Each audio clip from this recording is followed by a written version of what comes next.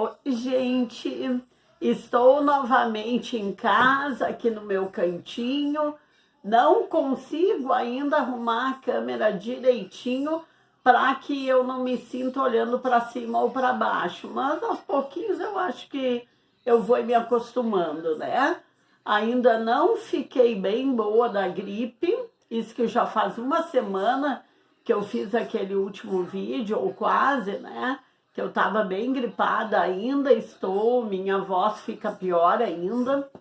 E hoje, gente, eu ia continuar com o modernismo, porque conforme eu já comentei com você, se no pré-modernismo nós já ficamos tantos vídeos, imagina no modernismo, que são muito mais autores, muito mais, vamos dizer assim, características, né? Porque só ali nas influências europeias, naquelas vanguardas europeias, a gente já ocupou meia dúzia de aulas, né? E agora no modernismo brasileiro, no contexto histórico e social, também ocupamos mais meia dúzia de aulas. Nós nem chegamos ainda aos autores e suas obras. Mas como conforme eu sempre digo para vocês, o nosso canal não tem um compromisso assim com ir adquirindo mais inscritos, ou não tem aquele compromisso com uma sequência, porque o nosso canal foi criado por alunos, conforme eu já falei para vocês, por ex-alunos, por amigos que me incentivaram a ter esse canal, e eu vou fazendo as aulas mais ou menos dentro do possível, conforme as demandas, né? Alguém me pede, professora, faz uma aula disso, faz uma aula daquilo. E hoje, novamente, eu vou fazer conforme a demanda, vou falar sobre esse livro aqui, ó, que esses dias eu mostrei para vocês, que eu tinha relido, como eu brinco assim, eu reli pela milésima vez esse livro, porque como eu fui professora de literatura brasileira uma vida inteira, então literatura brasileira, conforme eu sempre digo para vocês, eu posso dizer que eu já li razoavelmente um bom volume de obras, por força da profissão, né? E também porque eu gosto muito, né? Vou puxar a brasa para o meu assado, gosto muito de literatura brasileira. E como eu mostrei esse livro aqui em mais de um vídeo, só mostrei, né? Eu falei rapidamente, porque eu estava relendo alguns conhecidos meus e alguns ex-alunos que já têm filhos adultos, como eu digo, agora eu começo a ser a avó, né, dos alunos. Começo não, já estou há muito tempo, porque meus alunos já tiveram filhos e meus ex-alunos, né, às vezes até já têm netos. E alguns vão fazer vestibular, então me solicitaram, porque esse livro aqui, A Falência, da Júlia Lopes de Almeida, ele cai novamente no vestibular da URGS, ou seja, da Universidade Federal do Rio Grande do Sul.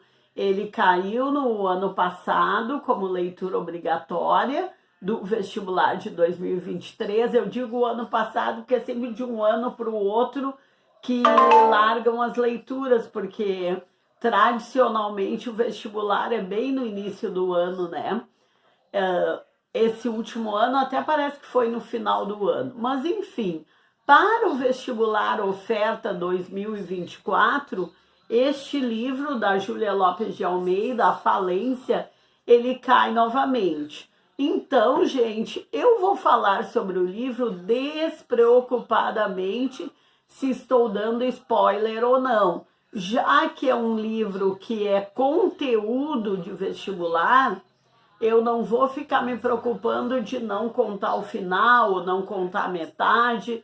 Eu vou falar como se eu estivesse dando uma aula para quem vai fazer o vestibular, ok? Então, assim, ó, vamos começar pela Júlia Lopes de Almeida. A Júlia Lopes de Almeida é uma escritora a brasileira, a literatura brasileira, que ela é muito importante para a nossa literatura em todos os sentidos, não só no sentido da produção literária dela, mas no sentido da atuação política dentro da literatura. Aqui, quando eu estou falando política, né, eu estou me referindo a comportamentos, a posturas, a exigências, né, não é política partidária. Por que isso? Porque a Júlia Lopes de Almeida foi uma das únicas, ou talvez a única mulher que tivesse atuado efetivamente na construção, desde da idealização até a efetivação da Academia Brasileira de Letras. Ela atuou ali lado a lado com todos os outros escritores que fundaram a Academia de Letras, a Academia Brasileira de Letras, porque ela era uma escritora que se posicionava, que tinha ideias, que tinha um senso de organização e de visão de um todo. E, infelizmente, numa das últimas reuniões, ou na última reunião, né, antes da fundação propriamente dita, resolveram que a Júlia Lopes de Almeida não poderia participar, porque num primeiro momento seria na academia só caberia, vamos dizer assim, homens escritores e não mulheres. E ela ficou de fora depois de ter trabalhado ativamente pela construção dessa Academia Brasileira de Letras. Ela ficou de fora, né, naquele momento, mas a gente sabe, e eu sempre fiz questão de frisar para os meus alunos lá das faculdades de letras, que ela foi um ponto-chave na construção da Academia Brasileira de Letras. Então, esse é um ponto. Ela nasceu em meados do século XIX, em 1860 e alguma coisa, e morreu na primeira metade do século XX, se não me engano, em 1934. Ela não foi o casamento, não foram os filhos, não foi a sociedade, nada conseguiu impedir a Júlia Lopes de Almeida. Toda hora eu olho o nome, apesar de já ter trabalhado muito com os livros dela, porque eu não sei por que eu sempre tenho a tendência a querer chamar ela de Ana Júlia Lopes de Almeida. Não sei por que eu coloquei um Ana ali por minha conta, na minha cabeça, mas é Júlia Lopes de Almeida. Então, nada impediu que ela fosse o que fosse. Ela morou também em Lisboa, ela morou também em Paris, e lá ela seguia escrevendo, ela seguia participando das demandas literárias aqui do Brasil. Ela foi o tempo inteiro uma pessoa, vamos dizer assim, militante dentro da literatura.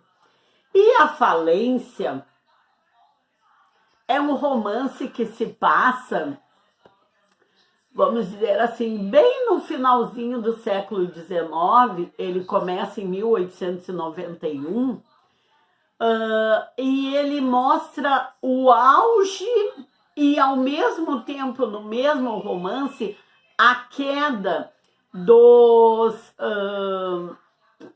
vamos dizer assim, de todo o dinheiro dos cafeicultores, tanto os que plantavam o café, quanto os que comercializavam o café, como é o caso do nosso protagonista, Francisco Teodoro. Francisco Teodoro era um português que veio muito jovem aqui para o Brasil, e com muito trabalho, com muito sacrifício, ele se estabeleceu no comércio. Então, ele não era daquele cafeicultor plantador de café, mas ele era aqueles que recolhia o café, colocava em sacas e mandava para os portos, para aqui e para ali, ele comercializava as sacas de café. E a gente sabe que esses comerciantes do café enriqueciam, vamos dizer assim, tanto quanto os próprios plantadores de café. Tanto que ele tinha uma mansão que dava inveja ali, né, a todo o Rio de Janeiro, a todo o bairro onde ele morava, e ele dava muitas festas, com muita, assim, opulência, com muita fartura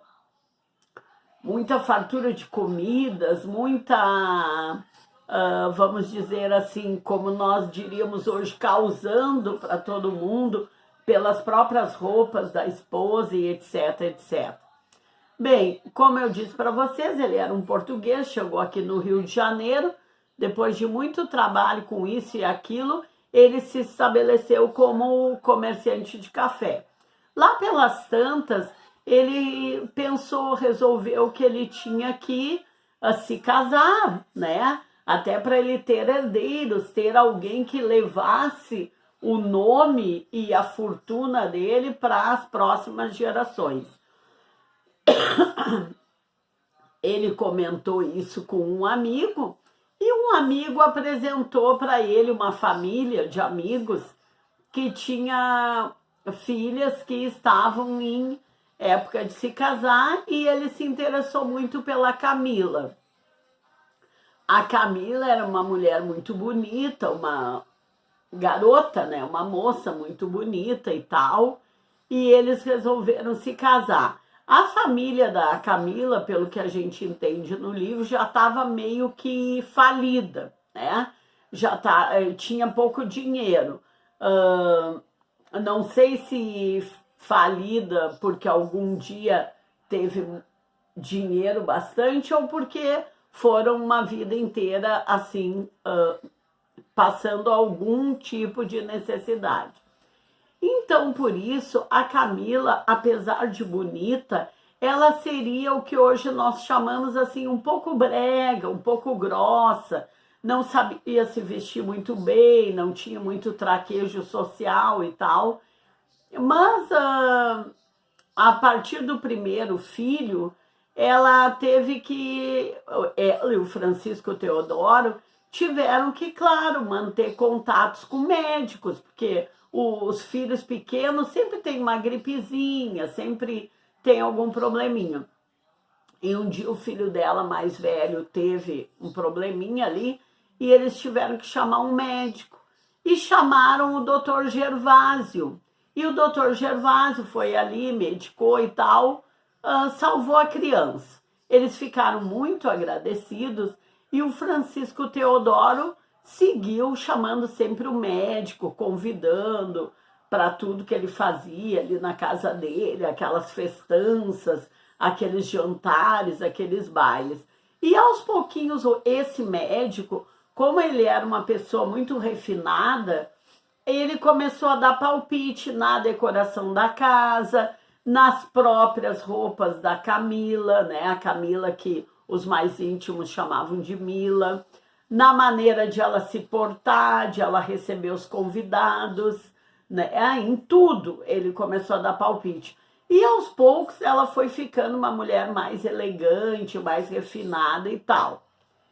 E os dois ficaram amantes, o doutor Gervásio e a Camila. O Francisco Teodoro, a gente não sabe ao certo ali no livro se ele sabia e fazia que não sabia, ou se ele era ingênuo mesmo e acreditava que toda aquela intimidade entre a Mila, a mulher dele, e o doutor Gervásio era só por gratidão mesmo, por ele ter passado a ser o médico da família, por ele dar opinião na decoração, em como receber as pessoas. Ele meio que ensinava eles a serem mais chiques, ele meio que dava uma polida ali, porque eles tinham dinheiro, né? Porque o Francisco Teodoro tinha o que a gente chamava de armazém né, naquela época, não um armazém de produtos, mas um armazém de comercialização, né? No caso dos grãos de café. Então ele tinha muito dinheiro, mas não tinha aquele traquejo social, nem ele, nem a família. E aos pouquinhos o doutor Gervásio foi entrando na família e, vamos dizer assim, sendo o último a decidir ali como é que as coisas iam ser feitas. Quem dava o dinheiro era o Francisco Teodoro, o chefe da família, mas quem decidiu o que comprar, o que fazer, quando fazer, quem contratar, era tudo o doutor Gervásio. Um outro amigo muito da família era o Capitão Lino, né, que era da Marinha, também era apaixonado pela Camila, mas a Camila nunca deu bola para ele, a Camila sempre se encantou pelos modos elegantes, pelas palavras maravilhosas do Dr. Gervásio. O Francisco Teodoro e a Camila, eles tinham 4 filhos. Eles tinham o Mário, que era o filho mais velho, que não queria nada com nada, não queria trabalhar, só queria viver trocando de namorada. Tinha a Ruth, que era uma menina muito sensível, que era uma menina que tocava violino, que gostava de apreciar pinturas, etc. Era a Ruth. Tinha a Nina, que era uma sobrinha da Camila, que veio morar com ela, porque o irmão da Camila não queria a menina, não tinha condições de cuidar da menina, a mãe da menina também nunca teve condições, e os pais da Camila, que eram avós da Nina, também não tinham condições financeiras.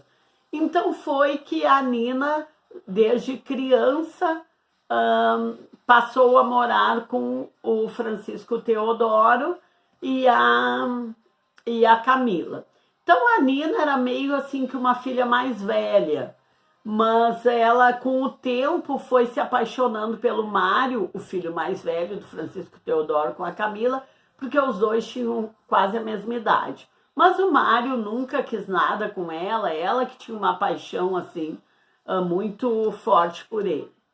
Além disso, tinha a Noca, que era a cozinheira, que era a cozinheira, a governanta, era aquela empregada que sabe da vida, que opina sobre a vida, era uma das mulheres ali sábias, né, daquela família, uma das empregadas sábias que sabiam tudo que estava sábias no sentido de sabedoria, né, mas além de tudo ela também sabia tudo que acontecia na família. Mas o que aconteceu em poucos meses? O café, por isso que eu disse no início do vídeo, porque o livro retrata bem assim o auge do café e ao mesmo tempo a queda. De uma hora para outra, o café já não era o produto que mais dava dinheiro, né? Aos pouquinhos iam se introduzindo outras maneiras de dinheiro, outros tipos de investimentos novos, do ponto de vista de produtos, até mesmo algodão, né? Que não é muito explorado aqui, mas a gente sabe, né? E sempre tem um espertalhão para querer ganhar o dinheiro de quem tem muito. Então, o Francisco Teodoro tinha um conhecido que convenceu ele, provou por A mais B, que era melhor ele investir todo o dinheiro que ele tinha em outro tipo de negócio, né? Que não dá detalhes ali do negócio, né? Mas ele investiu, aí ele ficou resistente, porque ele acreditava que o dinheiro, Francisco Teodoro, que o dinheiro a gente ganha com muito trabalho, com muito suor, com muita dedicação, não pegando um bolo de dinheiro e investindo em alguma coisa. Mas de tanta insistência e de ele ver outros ex-comerciantes, ou até que nem eram comerciantes, começarem a ficar ricos de uma hora para outra e rapidamente, não levando assim décadas que nem ele começou a acreditar que determinados investimentos pudessem dar mais dinheiro. Então ele resolveu fazer esse investimento que esse conhecido convenceu, e ele inclusive deu a casa em garantia. Ele deu tudo que ele tinha de dinheiro, ele deu o comércio dele, que era muito bem colocado e estabelecido ali no Rio de Janeiro, e deu inclusive a mansão que era invejada por todos, ele deu em garantia, de tão convincente que foi esse conhecido. Ocorre que esse investimento não deu certo. Seja porque não deu certo mesmo, seja porque esse conhecido passou ele para trás, né? Isso já fica uma especulação também do leitor. No meu caso, estou me colocando no lugar de leitora. Será que não deu certo porque o investimento não estava dando certo mesmo? Porque algumas pessoas estavam enriquecendo com outros investimentos. Ou não deu certo porque aquele espertalhão fez que investiu e não investiu. Isso é uma especulação nossa, né, do leitor. Mas o fato é que na narrativa o investimento não deu certo. E o que aconteceu? Em poucos dias, em 3 meses, ele faliu total a ponto de não ter ficado com nada, a ponto de ter que entregar inclusive a mansão. Tudo, ele faliu. Aí ele pediu para o doutor Gervásio contar para Camila e para a família, né? Porque num primeiro momento ele não teve coragem, ele ficou na tristeza, ele ficou na depressão, ele teve que se despedir dos funcionários que ele gostava tanto, que ajudaram ele a crescer, ele teve que entregar tudo, ele ficou sem nada.